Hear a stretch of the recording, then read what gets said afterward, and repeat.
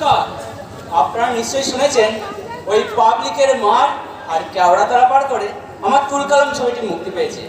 আর এবার নার্সারিতে শুরু হাফ প্যান্টে গুরু আর ফুল প্যান্টে মুক্তি পাচ্ছে মহাগুরু। এই মাত্র আমি শুটিং সেরে ফিরছি, এক্ষুনি দাদা এসে আবার সব জানতে চাইবে। ওই তো দাদা আসছে। দাদা চুপ চুপ জিও, দাদা চুপ চুপ জিও। এই পাগলামো বন্ধ করে একটু কাজের কথা বলতো দেখি। ও আমার এতক্ষণে শুটিং বুঝি ওই পাগলামো তো পরিণত হলো? তা নয়তো কি, তোর এই মিথ্যাচার থেকে অডিয়েন্স দেখ কেমন মুচকি মুচকি হাসছে। তাহলে এই পাবলিকের মার খেয়ে ওই কেওড়াতলা পার হবার আগে আমি সত্যি কথা বলে ফেলি। মাননীয় অডিয়েন্স, আমি নামে মিঠুন, কিন্তু কাজে সিনেমার হিরো নয়। ওই ফুটপাথ থেকে কুড়িয়ে আনা এক সামান্য চাকর মাত্র। তাই এতক্ষণ যে মিঠুনের কথাটা বলেছি তাকে আজ নয় কাল সকালে দেখাবো, জ্যান্ত না ওই ছবিতে। আচ্ছা মিঠুন, তোর এই বাগদামোটা কবে বন্ধ হবে তুই বলতে পারিস? সারা জীবনও তো শেষ হবে কোনো লক্ষণে দেখতে পাচ্ছি না বড়টা। কেন? কারণ আমাদের সকলে পূর্বপুরুষ এককালে বাঁদর ছিল, আর এখন আমরা একটু ব্রাশ করে চোখে নাকি মুখে লিপস্টিক ঘষে মেকি শোকার চেষ্টা করছি। কিন্তু আমাদের প্রত্যেকের স্বভাব ওই বাঁদরের চেয়েও খারাপ বড়টা। কিন্তু যাই কাজে সমাজের কেউ বলে না একরত্তি ছিল যে তাই বলে যাচ্ছে। আরে ওই পাবলিকের মার্কিং তোর ভয় নেই রে? আরে পাগল না মাথা খারাপ? ওই পাবলিককে খোঁচা মারলে যদি তাদের চেতনা ফিরতো তাহলে দেশের রাজনৈতিক দাদারা তাদেরকে সারে জাহাঁ সে আচ্ছা জনগণ ওই বাচ্চা সাজিয়ে রাখতে পারতো না বড়। তবে তার বেশি দিন পারবে না রে মিঠুন। এই একবিংশ শতাব্দীর মানুষ শিক্ষিত হয়ে মনে হচ্ছে জানো তাদের দুটো পা গজিয়েছে।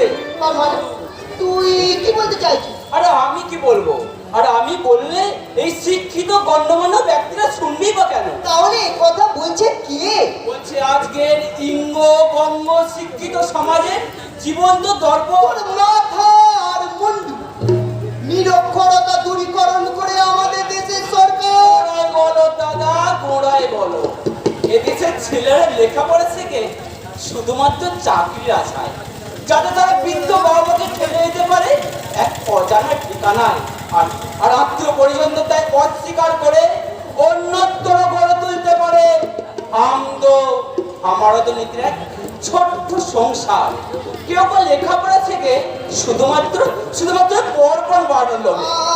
আর এই দেশের এই মেয়েরা এরা যে এত লেখাপড়া শিখছে তাদের 90 জনের চেষ্টা ওই বিয়ের পিড়িতে বসা, শিক্ষার জাদুকাঠি দিয়ে এই চেতনারে বন্ধ দ্বারে কেউ ধাক্কা মারে না। কোটি কোটি ভারতবাসীর চেতনার অলসতার এসি রূপে কামনা স্বরূপে 6টি পাঁচমালিশ বাইরে ঘুমাচ্ছে।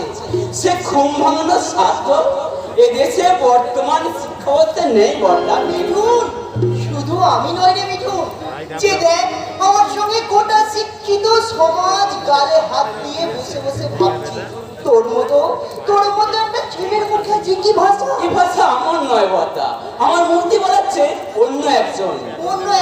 কে? তিনি পরিচয়? তিনি আমার মতো একজন ফুটপাতবাসী। তিনি হলেন নাট্যকার। না থাক, নামটা বলা নিষেধ আছে, তুমি কাজের কথা বলো। কাজের কথা বল। কারখানার সমস্ত ব্যাপারে খোঁজ খবর নিয়েছিলি? নিয়েছি দাদা। আমার অধঃপতনের কারখানা দুর্নীতির জন্য দায়ী ওই ম্যানেজার অলোক মজুমদার। তার মানে শয়তানটা শুধু শিকার অপমান করে খেলতে হয়নি। ওর শয়তানি খাবার অনেক দূরে গিয়েছে। এরপর আরো কিছুদিন থাকলে আমার ব্যবসা যেটুকু ভালো আছে সেটাকে ও নরকে পরিণত করে ছাড়বে। স্বর্গ কোথায় নরক? কে বলে বহুদূর? মানুষেরই বলে স্বর্গ নরক, মানুষই সুরাসুর। বাবা ও তোমরা আমার পূর্বের দয়াল বাবু শামসুন্দর গোস্বামী। ওসব পরে শুনো বাবা, তার আগে আমার কয়েকটা কথা। গান করে বলো, কারণ বলা বা শোনা তো আমাদের সাংবিধানিক অধিকার। বাবা আপনি কি জানেন আমাদের কারখানার ম্যানেজার অলোক মজুমদার? ভালো ছেলে, বড় ভালো ছেলে। আমার গুরুদেব দয়াল বাবু শামসুন্দর গোস্বামীর কাছে দীক্ষা নিয়ে সে যদি ম্যানেজারি করে তাহলে ব্যবসার পাট চুকিয়ে বেশি সময় লাগবে না বাবা, কারণ এটা মাতাল দিনে দুপুরে ভিড় করে। করুক না, আমার গুরুদেব বলেছেন সংরক্ষণ দোষের কিছু নয়, কারণ ওটা মায়ের পুজোয় লাগে, শুধু চরিত্রটা ঠিক থাকলেই হলো। তার স্বনামধন্য প্রতিষ্ঠানের ম্যানেজার হয়ে ওই পতিতা পল্লীতে সমাজ সেবা করি না, সমাজের অবহেলিতা কাছে রাত কাটায়। তাছাড়া যে পতিতা পল্লীর মাটি ছাড়া আমাদের মা দুর্গার পুজো হয় না, সেখানে রাত কাটালে দোষের কিছু নেই বাবা, শুধু চরিত্রটাতে দোষ থাকলেই হলো। কিন্তু বাবা, এরকম একটা মাতাল লম্পট চরিত্রহীন যদি আমাদের ব্যবসায়ের পরিচালক হয়, তাহলে তাহলে আমাদের প্রতিষ্ঠানের সুনাম যে অতিরিক্ত ধূলিসাৎ হয়ে যায় বাবা। না, যাবে না। তাছাড়া বড় লোকের ছেলে এত বড় একটা প্রতিষ্ঠানের ম্যানেজারই হয়ে ওই একটু মদ খেলে ওই পেপরায় গিয়ে একটু ফুর্তি করলে ওটা দোষের কিছু নেই বাবা, শুধু চরিত্রটা ঠিক থাকলেই হলো। এরপরে আর চরিত্র বলে কিছু থাকে বাবু? থাকে। আমার গুরুদেব দয়াল বাবু শান্তনুর গোস্বামী বলেছেন পুরুষের চরিত্র হলো নৈমিত্তির উপর। না থাক, তুই তা বুঝবি না, কারণ যেমন ঠিকের মর্যাদা বোঝে না, ঠিক ফুটপাতবাসী ছোট লোকগুলো ধনিয়া বিচারকের গর্ব বুঝবে না। যা, তুই তোর কাজে যা। যাচ্ছি বাবু, যাচ্ছি। তবে এটা মিথ্যা নয় যে ফুটপাতবাসী ছোট লোকরা মানুষ। শিক্ষা দীক্ষার উজ্জ্বল প্রতিভা শুধু ওই ধনীর সাত মহল্লা অট্টালিকাতে থাকে না। আর সেই জন্যই ঈশ্বরচন্দ্র ছিলেন বিদ্যাসাগর, আব্রাহাম লিঙ্কন ছিলেন আমেরিকার প্রেসিডেন্ট, উইলিয়াম শেক্সপিয়ার ছিলেন বিশ্ববিখ্যাত নাট্যকার, আর নেলসন ম্যান্ডেলা ছিলেন বিশ্ববন্দিত জননায়ক বাবু, বিশ্ববন্দিত জননায়ক। হ্যাঁ রে বিশ্বজিৎ, এই দেবীর সরস্বতীর পোষ্যপুত্রটাকে তুই কোথা থেকে আমদানি করবি? যেখান থেকেই পাই না কেন বাবা, ওর মনে আপনাদের কথা বলাটা আমার ঠিক হয়নি। শুধু ওর নয়, ওর কষ্টটাও আমি বুঝি, কিন্তু ছেলে হয়ে তুই আমার কষ্টটা বোঝার চেষ্টা কর। আপনার কষ্ট? হ্যাঁ হ্যাঁ, আমার কষ্ট। আজ আমার একমাত্র মেয়ে বিপদগামী, এসব জেনেও তুই আমার কাছে গোপন করেছিস। গোপন করার মতো কোনো কাজ আমার বোন করেনি বাবা, তার চলার পথ কোনোটাই অমসৃণ নয়। সে প্যান্ট ছেড়ে শাড়ি পরছে, মদ কেনা পাটি ছেড়ে কলেজে ফাঁকি দিয়ে একটা পথের কুকুরের সঙ্গে ঘুরে বেড়াচ্ছে। এরপরও তুই কি বলতে সে চাস? ভারতের শাশ্বত নারীর কাজ করছে, যা তার অনেকদিন আগে থেকেই করা উচিত ছিল। তাই তাই এখন থেকে সে আমার ছত্রছায়া হয়ে উঠবেই সীতা সাবিত্রী দময়ন্তী আদর্শবতী। আপনার ওই মেকি অভিয়ন্তের কবলে পড়ে তাকে আমি কিন্তু স্ত্রী দেবী রানীর কাজ হতে দেবো না বাবা, কিছুতেই না, কখনোই না। গুরুদেব দয়াল বাবু শান্তনুর গোস্বামী, আপনি বলে দিন বাবু, এই অবোধগুলোকে আমি কি করে বুঝাই যে আমি কলির যুধিষ্ঠির, আমার চিরসঙ্গী পাপ অধর্ম আর শয়তানি। আমি এদের উপর ভর করেই আজ আমি শূন্য থেকে পূর্ণ, ভিখারি থেকে সম্রাট, মানুষ থেকে সপ্ত নরকের শয়তান। আমি হাসতে হাসতে খুন করি, তাই আমার মেয়ের চলার পথে বিষাক্ত কাটা থাকে। শুধু একটিবার আপনি আদেশ দিন। তুমি চাকরিতে আর ছেড়ে দাও। স্যার কি বলছেন আপনি? কারণ এমন একটা মহৎ কাজ করতে যার আদেশের প্রয়োজন হয়, তার এখানে চাকরি করার কোনো যোগ্যতা নেই। সে যোগ্যতা প্রমাণে আমি বুঝিয়ে দেবো স্যার। বর্তমানে আপনার মতো মালিকে উপযুক্ত ম্যানেজার আমি ছাড়া ভূভারতে আর কেউ নেই স্যার। বেশ, তাহলে বলো ছেলেটির কোনো সন্ধান পেয়েছো? আপনার আদেশ পেয়েছি, আর ছেলেটিকে পাবো না তা কি কখনো হয় স্যার? সে যদি মঙ্গল গ্রহের বাসিন্দা হয় তবু আমার চোখের আলো থাকতে পারবে না স্যার। এসে কোথায় থাকে, কি করে, কার এত বড় দুঃসাহস যে সিংহের খাঁচা থেকে সিংহ শাবক ধরার চেষ্টা করে? ছেলেটি আমাদের স্টিল প্ল্যান্টে একজন সাধারণ শ্রমিক, প্রদীপ রায় স্যার। তাই নাকি? তাহলে তাহলে সেই বামুনটাকে চাঁদ ধরিয়ে দাও। তাহলে আজ রাত্রি কালকে দিয়ে ওকে না, ও কি কথা, বোকা কোথাকা, ভদ্রলোকের ছেলে সামান্য বেটের দায়ে আমাদের কারখানায় সব লেবারের কাজ করে। তাকে তাকে খুন করতে তোমার বিবেকে ভাববে না? তুমি মানুষ না পাষণ্ড? আমার খুলে পড়েছেন জীব হত্যা মহাপাপ। স্যার, ওটা জীব নয়, আপনার মেয়েকে ফুসলে নিয়ে আপনারই সম্পত্তি গ্রাস করার যে চেষ্টা করে ওটা একটা জীবন্ত শয়তান স্যার। বলেও সে তো একটা জীব। স্বামীজি বলেছেন জীবে প্রেম করে যেই জন সেই জন সে নিজে ঈশ্বর। তাই তুমিও স্বামীজির কথা মতো ঈশ্বর সেবা করো। কিন্তু কিভাবে স্যার? সেটাও বলে দিতে হবে। শোনো, তুমি ওকে একটু আদর করে একটু ভালোবেসে আমার ওই কারখানায় জ্বলন্ত লোহা পিণ্ডের মধ্যে ওর মাথাটা ঢুকিয়ে দাও। স্যার, কি বলছেন আপনি? কি হলো, চোখ করলে কেন? শোনো, যা করবে ভেবে চিন্তে করবে, কেমন? না তাই এখন আমার গুরুদেবের চরণ বন্দনার সময় হয়ে এলো। গুরু ব্রহ্মা, গুরু বিষ্ণু, গুরু দেব মহেশ্বর, গুরু দেব পরম ব্রহ্ম, তস্মৈ শ্রী গুরুবে নমঃ। তস্মৈ শ্রী গুরুবে নমঃ। জীবন্ত শয়তান যুধিষ্ঠির দাসগুপ্ত, তুমি তোমার অন্য রাজাকে খুন করে যে সম্পদের পাহাড়ের উপরে বসে আছো না, সেখান থেকে তোমায় টেনে ছুঁড়ে ফেলে দেবো ওই আবর্জনা স্তূপে। কারণ তোমার রাজ্য আর ওই রাজকন্যা শিখাকে যে আমার চাই। তাই তাই পথের কাটা প্রদীপ রায়কে আগামীকালই ওই চলন্ত লোহখণ্ডের মধ্যে আমি মাথাটা ঢুকিয়ে দেব।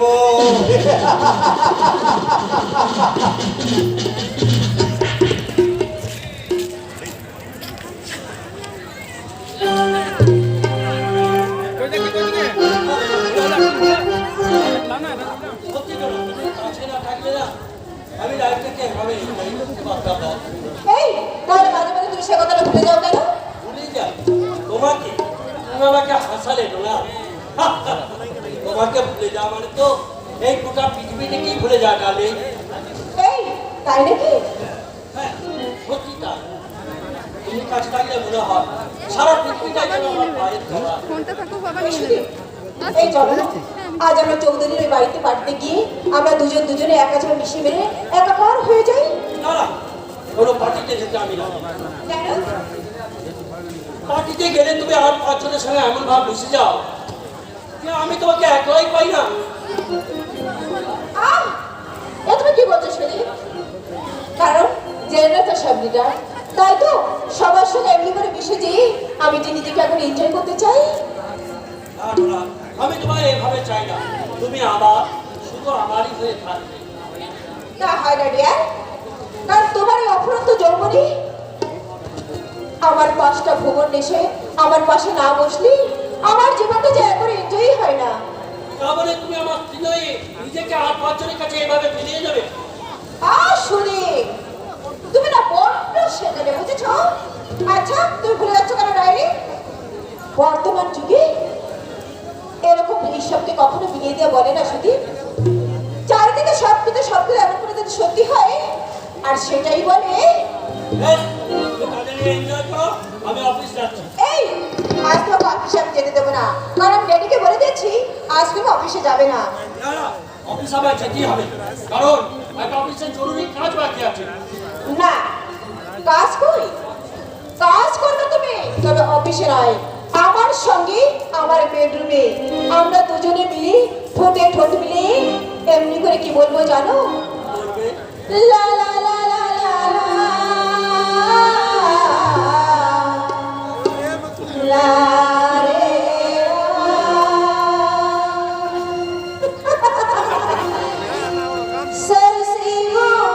सरसिंगो धीरे धीरे पागल होए धीरे धीरे सरसिंगो करते पागल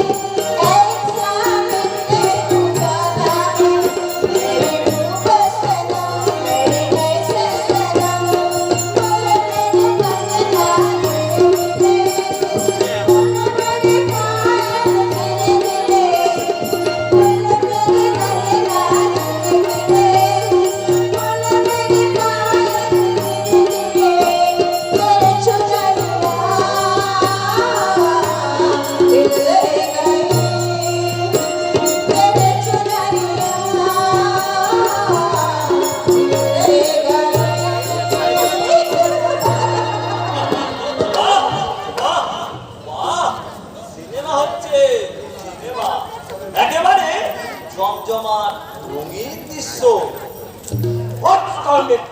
তুই এখানে কি করছিস? একজন আদর্শবান শিক্ষকের বাড়িতে এমন একটা সুন্দর দৃশ্য দেখার যে লোভ সামলাতে পারলাম না, তাই চুপি চুপি ঘরে ঢুকিয়ে এই দৃশ্যটা আমার ডায়েরিতে লিপিবদ্ধ করে নিলাম। আমি জানতে চাই তুই এই মাত্র এই বাড়ি থেকে বেরিয়ে যাবি কিনা? যা বাবা, প্রবেশ করতে না করতে খাল পোস্টার একবার মার সঙ্গে দেখা হবে না, কারণ এটা একটা ভদ্রলোকের বাড়ি। এখানে সমাদরভাবে শিক্ষিত ভদ্রলোকেরা তোর মতো কোনো অসভ্য জানোয়ার না। আশা করি ভবিষ্যতে এই কথাটা মাথায় রেখে চলবি, নইলে তোর কপালে অশেষ দুঃখ আছে। এসো, চলে এসো। দুঃখে যাদের জীবন গড়া তাদের আবার দুঃখ কিসে? যা, বড় দাদার কথা শিরোধার্য করে আপাতত এখন প্রস্থান করি। চলি বৌদি। আরে না ঠাকুর না, কারণ আমি তোমাকে ভুল বলেছিলাম, কারণ তোমাকে আর কখনো ভুল বুঝতে চাই না। মানে প্রথম দিন থেকে তোমাকে যখন আমি দেখেছি তখন আমি শুধু স্বপ্ন দেখেছি, আর স্বপ্নের মধ্যে তোমাকে এমনি করে আমি জড়িয়ে ধরে কি বলতে চাইছিলাম জানো? হ্যাঁ, ছি, ছি, ছি, বৌদি, ছি। এ কথা তুমি আর দ্বিতীয়বার উচ্চারণ করো না। তোমার মুখে এই কথা শুনলে সব ময়না যে কাজে আমার মন দেবে। সন্তান তার সরকার তুমি করিস জরুরিকে মা বলে ডাক দিতে ভুলে যাবে। দুদিন অন্য এক পরিচয় মা, সে মা হয়ে আজ তুমি যে চারিত্রিক বৈশিষ্ট্য দেখান না, তাতে আগামী দিনে তোমার নিজের গর্ভজাত সন্তান যদি তোমায় বৃদ্ধা বয়সে যদি তোমার মুখে অন্ন তুলে না দেয়, তাহলে তাহলে তার সেই অপরাধের বিচারের ভার আমি বর্তমান শিক্ষিত উপস্থিত জনগণের হাতে তুলে দিয়ে গেলাম।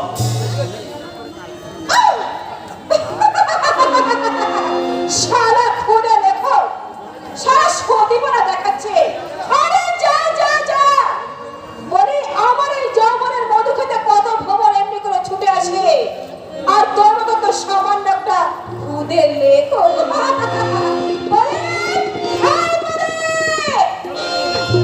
ডাকাডাকি দিছে। আরে নয়, তোমার মতো দুবারের ভুলে তো পাত্তাই পাওয়া যায় না, আবার তার উপর চাকরি পেয়েছো। উপহাস করছো বৌদি। লেবারের চাকরি কিন্তু মানুষই করে, কুকুর ছাগল নয়। যাক বলো, তোমার এখন কি কাজ?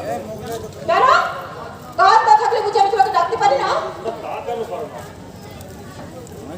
হ্যাঁ, আরে নিশ্চয়ই পারি, নিশ্চয়ই পারি। বেশ করে শোনো। ডাকতে তো নিশ্চয়ই বৌদি, কারণ কারণ বৌদি আর মায়ের মধ্যে তো কোনো তফাৎ নেই। তাই তো তোমাদের মধ্যে না মায়ের সত্তা খুঁজে পাই। দিনটা সারা 12টা বাজিয়ে আমার স্বপ্ন করে ফেলতে দিল।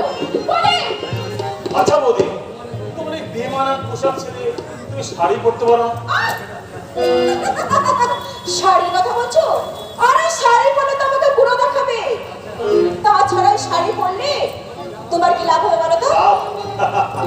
বৌদি, তোমার সেই লক্ষ্মী প্রতিমার পদতলে বসে যে আমার এই প্রদীপ সত্যিকারের প্রদীপ হয়ে চলবে, পারবে না বৌদি সেই রূপ ধারণ করতে? না, আমি তা কখনো পারবো না। আমি এইভাবে নিজেকে বিদায় দিতে পারবো না। অভিনয় কেন করো বৌদি? নারী জীবনের স্বার্থবাদ তো মাতৃরূপে। তুমি হবে সেই জগৎ জননী মা। তোমার তো মা আছে, তাহলে আমাকে কেন মা বলে ডাকতে চাইছো? নাকি এর পিছনে কোনো উদ্দেশ্য আছে? উদ্দেশ্য? বৌদি, স্টিল প্ল্যান্টের যে চাকরি আমি করি তাতে আমি যে কোনো দিন হারিয়ে যেতে পারি। তাই আমি চাই আমার এক মায়ের কোলে আর এক মায়ের শেষ আশ্রয়, শান্তির আশ্রয়। ঠাকুরপো, তুমি কি বলছো ঠাকুরপো? আমার কল্পনা তুলিতে আঁকা এক স্বপ্নের কথা বলছি বৌদি। না, যে স্বপ্নে আমি দেখেছি তুমি হচ্ছে সর্বংসহ পবিত্র মা, আর তোমার এই পবিত্র আঁচল হয়েছে আমার এই বৃদ্ধ বাবা মায়ের শেষ ঠিকানা। ঠাকুরপো, না না না না, আমি কিছুতেই পারবো না। কেন পারবে না বৌদি, কেন পারবে না? শুনেছি মেয়েরা তো মায়ের রূপ নিয়ে এই পৃথিবীতে জন্মায়, তাই তুমি নিশ্চয় তার ব্যতিক্রম নয়। ঠাকুরপো, আমি মনে করো বৌদি, মনে করো তোমার সেই জন্মদাত্রী মায়ের কথা, যে তোমার বাবার নানা অত্যাচার সবকিছু সহ্য করে তোমার সেই মা স্নেহের আঁচল দিয়ে তোমার ভাই আর সঠিক আশ্রয় দিয়েছিল। ঠিক তেমনি করে তুমি আমার এই সংসারের সব ঝড় ঝাপটা থেকে আমার এই বৃদ্ধ বাবা মাকে তুমি শেষ আশ্রয় দেবে। না, হিন্দি কালের তালে আমি নৃত্যকে নৃত্যে ডিশ করে আমি এমনি করে এনজয় করেছি। আমি কখনো সে কাজ কিছুতেই করতে পারবো না। 25টা বছর তো এইভাবে আনন্দ করে কাটালে বৌদি, একবার মাতৃরূপে সেই এনজয় করে দেখো না, পারো কিনা? ঠাকুরপো, আমি তোমার পায়ে ধরে অনুরোধ করছি বৌদি, যদি পারো। না, তোমার এই ভক্তের পুষ্পাঞ্জলি দেবীর আসনে সেটা মানায়, কিন্তু আমার মতো দানবের জন্য নয়। তাই আমি তো তোমাকে বলছি, আমি তোমার মায়ের শিক্ষায় শিক্ষা হয়েছি। তাই তোমার প্রথম কথা আমি সারা জীবন এনজয় করে যাব। আমার প্রথম কথা এনজয়, আর শেষ কথা এনজয়। কথাটা মনে থাকে যেন। এরকম মায়ের বয়স হয়নি না রে গুরু। আমার কল্পনার গল্প তরু আমাকে বিষ ফল দান করলো। তাহলে বিশ্ববিজ্ঞের কাছে মুক্ত লাভ করি কিভাবে? ঈশ্বর তুমি বলে দাও ঠাকুর, এরপর কি হবে আমার এই বৃদ্ধ বাবা মায়ের শেষ ঠিকানা? তোর মতন সুসন্তানের দিয়া গাছতলা হবে এই যুক্তি হতভাগ্য বাবা মায়ের শেষ ঠিকানা। বাবা, কি তুই করছিস বাবা?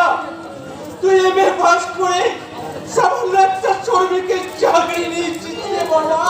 না বাবা না, আপনার কাছ থেকে তো শিখেছি যে কোনো কাজই ছোট নয়। তুই আমার সন্তান হয়ে দুঃখ করবেন না বাবা, দুঃখ করবেন না, কারণ আপনি শিখিয়েছেন ওই উচ্চ শৃঙ্গে উঠতে গেলে সর্বপ্রথম নিচে সিঁড়িতে পা দিতে হয়। ওরে আমার শিক্ষার জালে বন্দী হয়ে তুই কোথায় হারিয়ে যাচ্ছিস রে বাবা? না, আপনার শিক্ষায় শিক্ষিত এই প্রদীপ কোনোদিন হাতে পারে না বাবা, অত সহজে নিবেদন পারে না।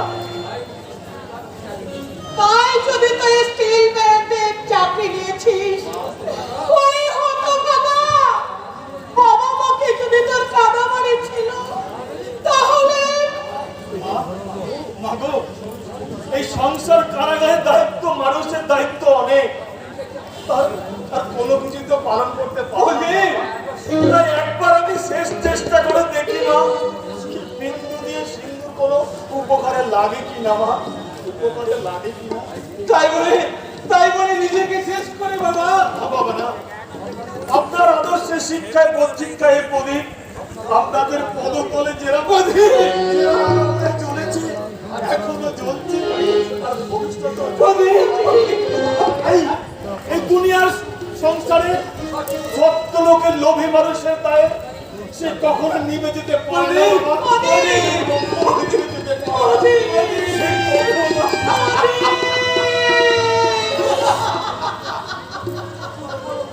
চুপ করো করুণা, তুমি চুপ করো।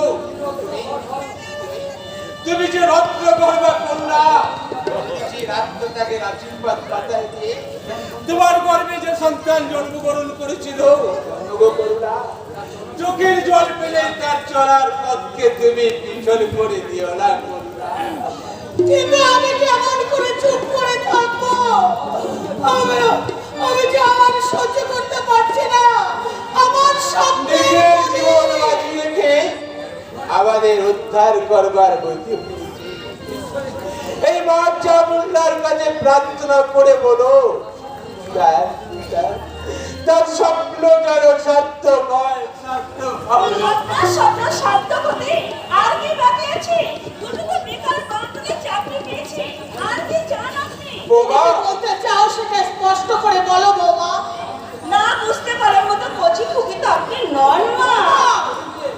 বলি অনেক দিন ধরে তো সকলে মিলে বড় ছেলের উপরে বসে বসে খাচ্ছি।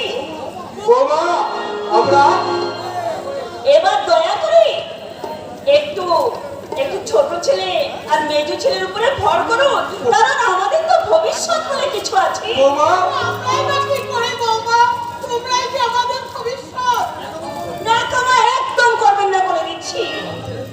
আপনাদের দুই ছেলে নিজেদের ভবিষ্যৎ গোছাবে আর একজন সারা জীবন বসে খাটবে। কেন, কিসের জন্য শুনি? তুমি ঠিকই বলেছো বৌমা, তুমি বলে দাও এখন এখন আমাদের কি করা উচিত? এর ভিতরে আবার আমাকে চলাচ্ছেন কেন? শুনুন, একটা কথা বলে দিই, আজ থেকে আপনার বড় ছেলেকে পৃথক করে নেবে। না বৌমা না, এমন কাজ তুমি করো না মা। আমাদের এই সাজানো সংসার উচ্ছনে যা, তাতে আমার কি শুনি? বলুন, শুনুন একটা কথা, আজ যদি আপনার বড় ছেলেকে আপনারা আলাদা করে না দেন, তাহলে কিন্তু আপনার তিন ছেলের মাথা খাবেন, ওরা মুখ দেখবে।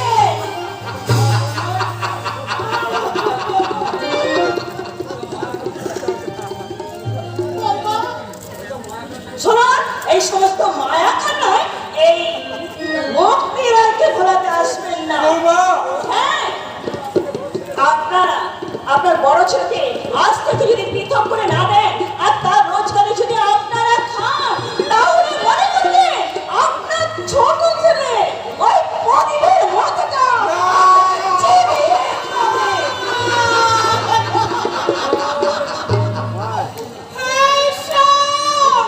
এই কথা শুনবার আগে আমার মৃত্যু দিল না কেন ঠাকুর?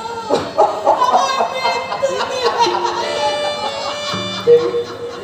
করুণা, তুমি ভেঙে পড়ো না করুণা। এই সংসার নদের মাত্র এক কুল ভেঙেছে করুণা। যখন যখন দুকুল ভেঙে বন্যায় প্লাবিত হয়ে যাবে করুণা, তখন তখন তুমি কি করে সামলাবে করুণা? আমি যে আর সহ্য করতে পারছি না। আমি যে আর সহ্য করতে পারছি না। ও কথা বললে চলবে কেন করুণা? আমরা যে এই সংসারের রথের চাকা, এই সংসারের সমস্ত দায় দায়িত্ব আমাদের উপরে পড়বে। ও মা, মা, এই যে মা, আমার ভাত দিতে চলো। কি হলো মা, কথা বলছো না কেন? চলো। না মানে আজ আমার শরীরটা না ভালো নেই রে বাবা। তুই বরং বৌমাকে বেশ, আমি তাই বলছি মা। মা, তুমি এক কাজ করো, এই ঘরের ব্যাগটা তুমি একটু গুছিয়ে রাখো, হ্যাঁ? বাবা আমি বলছিলাম কি, তুই বরং এগুলো বৌমাকেই তুলে রাখতে বল যা। এতদিন তো এই সংসারে যাবতীয় জিনিস সব গুছিয়ে রাখতে, আমাদের সকলকে সমানভাবে ভাগ করতে হবে। তাহলে তাহলে আজ হঠাৎ এই পৃথিবীতে চিরদিন কি কারো সমান যায় রে বাবা? তা জানি মা, আমি তা জানি, কিন্তু আজ হঠাৎ কোন সুনামির তাণ্ডব হয়ে গেল, কোন আমফানের ঝড় এই সংসার দিয়ে হয়ে গেল, যে সংসারের চিরাচরিত কথাটা বলতে গেল। তুই কথাটা ওইভাবে নয় দিচ্ছিস কেন তোর? বাবা, তোর মায়ের বয়স হয়েছে, তাছাড়া সব জিনিসটা কোথায় রাখে ঠিক মতো খেয়াল রাখতে পারে না রে জয়। তাছাড়া তাছাড়া থামলে কেন বাবা, তুমি থামলে কেন? সংসার রথের দেবতা শুধু জগন্নাথ হয়ে এই কথাগুলো না, এই কথাগুলো কেন শুনতে ভালোই লাগে। জয়, হ্যাঁ শোন বাবা জয়, বৌমাকে তো এই সংসারের দায়িত্ব সবকিছু বুঝে নিতে হবে, জানিস, যেহেতু সেই বাড়ির বড় বউ। তাই আমার পবিত্র কর্তব্য হচ্ছে এই ধনের ব্যাগটা তার হাতেই তুলে দেওয়া। জয়, বাবা, যত সহজে ব্যাপারটা আপনি আমায় বুঝিয়ে দিয়েছেন, ব্যাপারটা যে অত সহজ নয় সেটা বোঝার মতো বয়স। জয়, কি বলছিস তুই বাবা? আচ্ছা মা, তুমি সত্যি করে বলো তো প্রকৃত ঘটনাটা কি? তোমার বৌমা কি? না না বাবা না, বৌমা আমাকে কিচ্ছু বলেনি বাবা। তাহলে তোর বাবা বলছিল। বাবা, বাবা, বাবা আপনি হ্যাঁ জয়, ওই বাস্তব বড় নির্মম আর নিষ্ঠুর, সেই নির্মম আর নিষ্ঠুর বাস্তবে দাঁড়িয়ে আমি তোকে আজ এই মুহূর্তে আদেশ দিচ্ছি, এই মুহূর্তে এই সংসার থেকে তুই আলাদা হয়ে যাবি। তা হয় না বাবা, তা হয় না, এ হতে পারে না, এ হতে পারে না। আমি জীবনে কোনোদিন আপনার কথা অবাধ্য হইনি বাবা, কিন্তু আজ বলছি আপনার এই আদেশ আমি পালন করতে পারবো না বাবা, কিছুতেই পালন করতে পারবো না। ওরে জয়, তুই সত্যি যদি প্রভাত রায়ের সুশিক্ষিত সন্তান হয়ে থাকি, আজ থেকে তুই বৌমাকে নিয়ে সংসার থেকে তুই আলাদা হয়ে যাবি। আমাদের সাথে তোর সংসারে কোনো সম্পর্ক থাকবে না, অন্যথায় আমি জানবো তুই আমাদের ছেলে না। মারা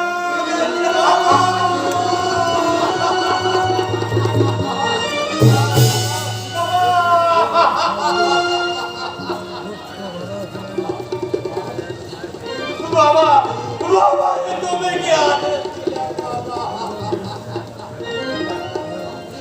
আমি মা, ও মা, মা গো, বাবা কি বলে গেলেন না, আমি তোমাদের সংসার থেকে আলাদা, তোমাদের সঙ্গে না মানে আমি কিছুতে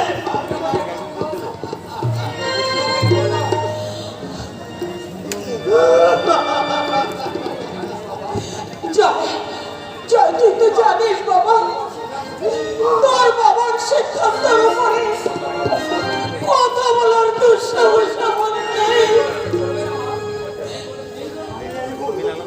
এই বললে তো চলবে না, মানে এই বললে তো চলবে না, বলতে যে তোমাকে হবে, আমি কি তোমার ছেলে নই? জয়, তোমার ছেলে রয়েছে, আপনি আমাকে মানুষ করতে, তোমার কি এতটুকু কষ্ট হয়? এই কথা বলিস না জয়, এই কথা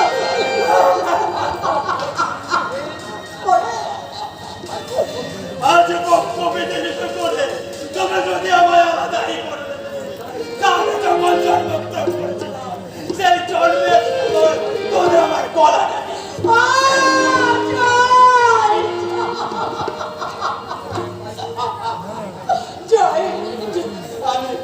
আমি তোমার পায়ে অনুরোধ করছি বাবাকে, বাবাকে একটি বারের জন্য বলো, বাবাকে একটি বারের জন্য বলো। আমি পাষাণ হয়ে গেছি জয়, কান্নার পাহাড় আমার মুখের মধ্যে জমা হয়ে আছে। তোর বাবার কথার উপরে কথা বলার সাহস আমার নেই জয়, আজ যে আমি অসহায়।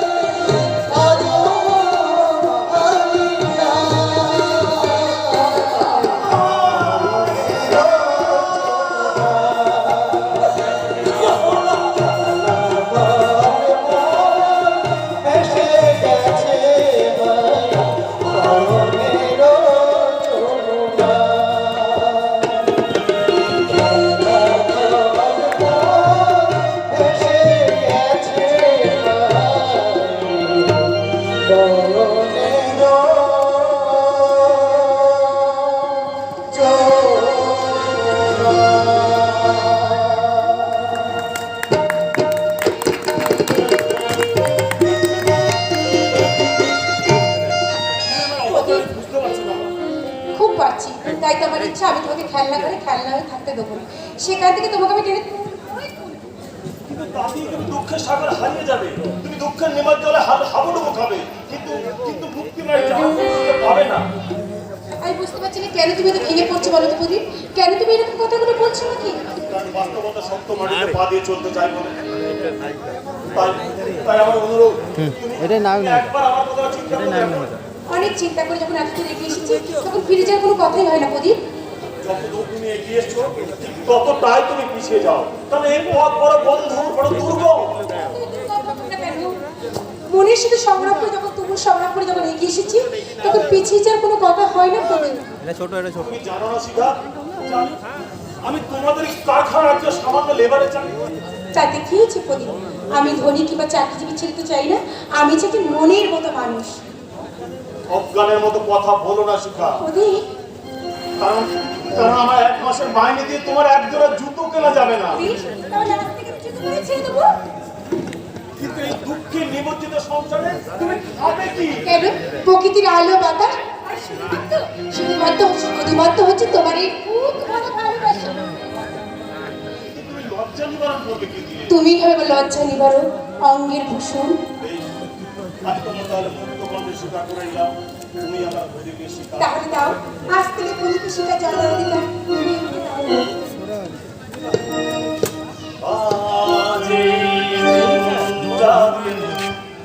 মনের খাতায়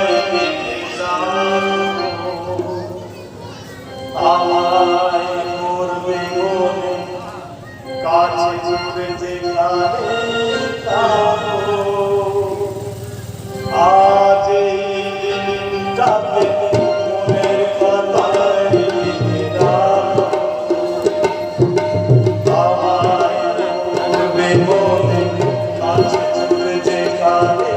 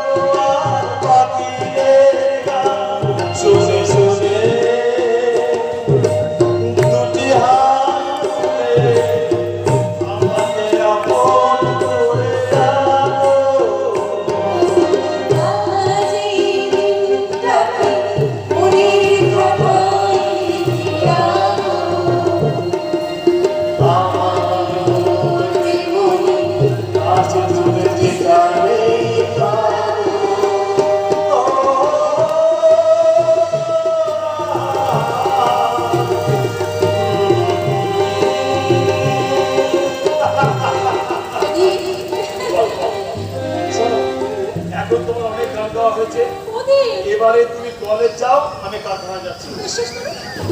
কলেজে পড়া বসবে না, বসবে কিছুতেই বসবে না। বিরহকে আশকারা দিয়ে মাথায় তুলো না শিখা, কারণ বিরহকে মাথায় তুললে তোমার বড় ক্ষতি আছে। তাই কলেজ থেকে বাড়ি পর্যন্ত তোমার শিখার ছায়া আচরণ করো। আর এবার তুমি কলেজে যাও, আমি কারখানায় যাচ্ছি। এই শোনো শোনো শোনো শোনো, যাই বলতে নি বলো আসি। ওকে মাই সুইটার, আজ এই দিনটাকে মনের খাতায় লিখে রাখো। আমায় করবে মনে কাছে জুড়ে যেখানে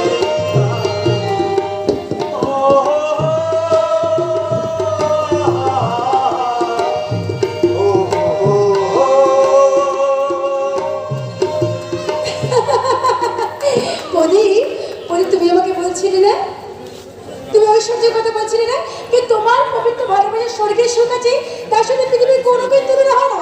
যেন মনে হচ্ছে এই মুহূর্তে আমি পাখির মতো ডানা মেলে আকাশে আমি মনে যাবি ভাবছি কলেজ না অন্য কোথাও। দাদা তুমি মানে কি হবে? মাথা নিচু করলে যে তবে কি কিছু অন্যায় কাজ করে ফেলেছিস নাকি? দাদা আমি মানে আরে আজকালকার এই মডার্ন যুগের মেয়েরা অন্যায় করে বড়দের সামনে মাথা নিচু করে না, ও কিনতে তো তারা ভুলেই গেছে। আর দাদা দাদা আমি তো মডার্ন নই দাদা, আমি হচ্ছে তোমার ছোট্ট বোন। তাহলে আমার এই আদরের ছোট্ট বোনটি এই বেলা 11টার সময় কলেজ লাগে পার্কে কি করা হচ্ছে শুনে? কলেজ করছে তো দাদা, কলেজ। দিদিমণি আজকাল এই পার্কি কলেজ করছে। মানে তার মানেটা আমি বলার কে? আমি নামে মিঠুন, কিন্তু কাজে সিনেমার হিরো নয়। ফুটপাত থেকে কুড়িয়ে আনা এক সামান্য চাকর মাত্র। মিঠুন, মানেটা বোঝানো মাস্টার, এই মাত্র চলে গেল। এই বিটুল, আমি কিন্তু ভীষণ ভীষণ রেগে যাচ্ছি বলে দিলাম। গেলেও কিছু করার নেই দিদিমণি। বর্তমানে রেডিও, টিভি, খবরের কাগজের দৌড়াতে তোমার এই পার্কে চলা কলেজের কথা সবাই জেনে গেছে। ও আচ্ছা, আমার পেছনে শিবিরে লাগানো আছে তাই তো? ঠিক আছে, বাড়ি চল, আমি দেখাচ্ছি মজা। দাদা আমি কলেজ চললাম। সামনে নাচতি। পাগলি একটা। ওরে পাগলি, তোর সাথে কি দাদা সাপোর্ট না থাকলে তুই যুধিষ্ঠির দাশগুপ্তর মেয়ে হয়ে এত দূর এগিয়ে যাস? এবার তোদের এগিয়ে না গিয়ে পিছিয়ে আসছে হবে দাদা। তোর এ কথা মনে হওয়ার কারণ ম্যানেজারের দৃষ্টি পড়ছে ওই দিদির দিকে। তাই সেদিন যখন ওই ম্যানেজার বাবু ওই প্রদীপটা না আলোচনা করছিল, আমি সব শুনে নিয়েছি। তাহলে এ কথা তুই আমাকে আগে কেন বলিসনি? আরে বলার ফুরসত পেলাম তো। তোর কি মনে হয় বাবা ওই ম্যানেজারের কথা বেদ বাক্য বলে মেনে নেবেন? কারণ বাবু এখন ওই ম্যানেজারের হাতের পুতুল। সে যেমন নাচাবে বাবু ঠিক তেমনই নাচবে। হ্যাঁ রে মিঠুন, তাহলে ওই ওদের দুজনের কবল থেকে আমাদের প্রদীপ আর শিখাকে বাঁচানোর উপায়। তো আমার মাইন্ডে কিছু নেই, তবে হ্যাঁ ভেবে দেখতে হবে। হ্যাঁ তুই ভালো করে ভাব। শোন, তোকে বাড়ির কোন কাজকর্ম করতে হবে, কোনো কারণেই যেন ওদের ওদের গায়ে এতটুকু কাঁটার আঁচড় আমি লাগতে দেবো না দাদা। আমার জীবন দিয়েও ওদের গর্বের মতন ঘিরে রাখবো, গর্বের মতন ঘিরে রাখবো।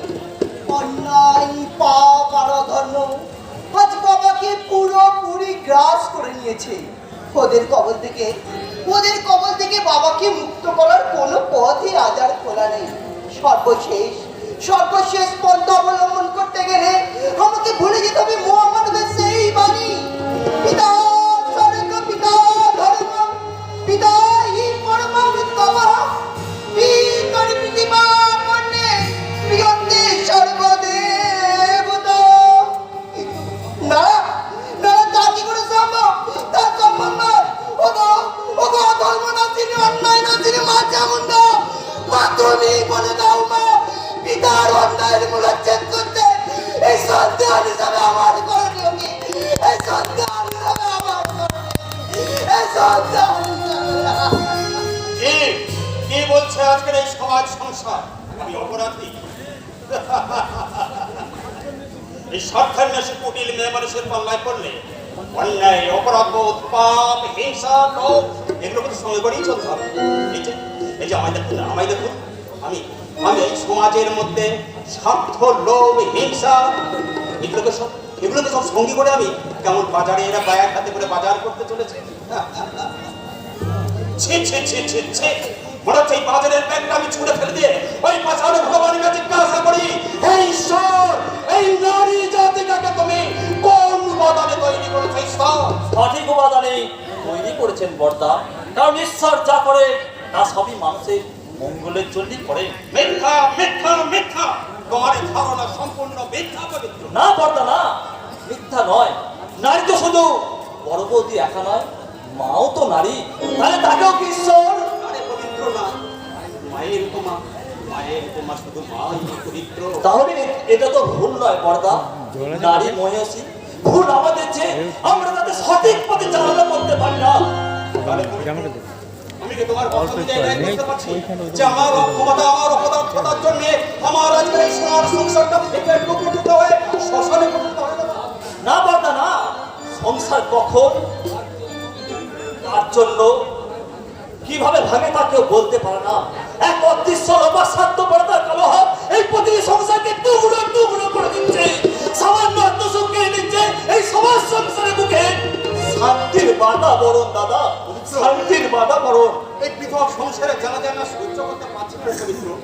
কিন্তু কিন্তু ভবিতব্য থেকে মেনে নিতেই হবে বন্তা, কারণ এ হলো ঈশ্বরের অদৃশ্য হাতের খেলা। নইলে আমার একজন গণ্যমান্য শিক্ষকের আজ এই অবস্থা হবে বা কেন জানি না, জানি না। মাস্টার মতো মানুষের এই সমাজ সংসারে বুঝে শেষ ঠিকানা কোথায়? সেই শেষ ঠিকানা জানার আমার মৃত্যু হয় ঠাকুর। যে বাবা মা আমাদের মানুষ করতে তাদের সর্বস্ব ত্যাগ করলো, আর সেই বাবা মায়ের হাতে তাদের একটু মাত্র সান্ত্বনা দিতে পারিনি, আর তাদের পায়ে প্রণাম করার মতো শেষ অধিকারটুকু আমার নেই। এইভাবে বেঁচে থাকাচ্ছে, এইভাবে বেঁচে থাকাচ্ছে, মরে যাও অনেক ভালো, মরে যাও অনেক ভালো। কে কে বাবা মরতে চাইছো? আরে মরবে কেন? শোনি কবির ভাষা, মরিতে চাই না আমি সুন্দর ভুবনে, মানবের মাঝে আমি বাঁচিবারে চাই। কে আপনি? এই সাত সকালে আকুণ্ঠ মদ পান করেছেন কেন? আরে মদ গার আবার অভিজ্ঞতা আছে নাকি ব্রাদার? আমির সারা ওই মাল্টিমিলিয়ন মিত্রের ছেলে অর্পণ মিত্র। আমি নিজস্ব মিত্র ছেলে? তার মানে তুমি ডোনার দাদা? yes she's my sister. What? No, she's Sudhir Roy's wife. What? Who are you? I am Jaydeep Rai, elder brother of Sudeep Rai. I am so sorry for the কিছু মনে করবেন না, এই সকালবেলায় একটু ভুল করে ফেলেছি। तू साला जिंदगी में तो भूल আছে। अरे अच्छा काम तू करबी की करे? আপনি बहुत शर्म की बात है बाबूजी। वो साला আমার করবারে পনার আছে। সম্মানে আঘাত দিয়ে কথা বলবেন না কাকা বাবু, কারণ উনি আমার অগ্নিপতির বড় দাদা। নমস্তে বাবুজি, নমস্তে। Don't mind. কুটির পর খুশ খবরই আছে তো? সিংজি, এই সংসার রণাঙ্গনে সবাই চুপে থাকবে সেই দিন, যেদিন এই সমাজ সংসার থেকে স্বার্থ, লোভ, হিংসা, পাপ ও ধর্ম বিলুপ্ত হবে। সিংজি, সাত মন তেলও ফুটবে না, আর রাধাও নাচবে না। চলে নমস্কার সিংজি। আপনি আমার আত্মীয়র কাছে মাতাল বললেন? अरे तू साला সকাল বেলায় দারু পিছিস, তোকে মাতাল বলবে না তো ভদ্রলোক বলবে? ও কথা বাদ দিয়ে কাজের কথা বলুন। काम अरे काम तो बहुत अच्छे बेटा, लेकिन एक काम के लिए तो क्या अभी करवाने पड़ना मारे। तू यंग लाड আছে, लेकिन कोई काजे ना আছে। বেশ বলুন, আপনার যে কোনো কাজ আমি লড়িয়ে করব। পারবি পারবি? सही 1982 চলতে মাঘী পূর্ণিমা শেষ ফয়সালা করতে। নিশ্চয়ই করবো। বলুন, ওই 1982 সালে মাঘে পূর্ণিমার দিন কি ঘটেছিল? বলবে বলবে তোকে हम সব জরুর বলবে বেটা।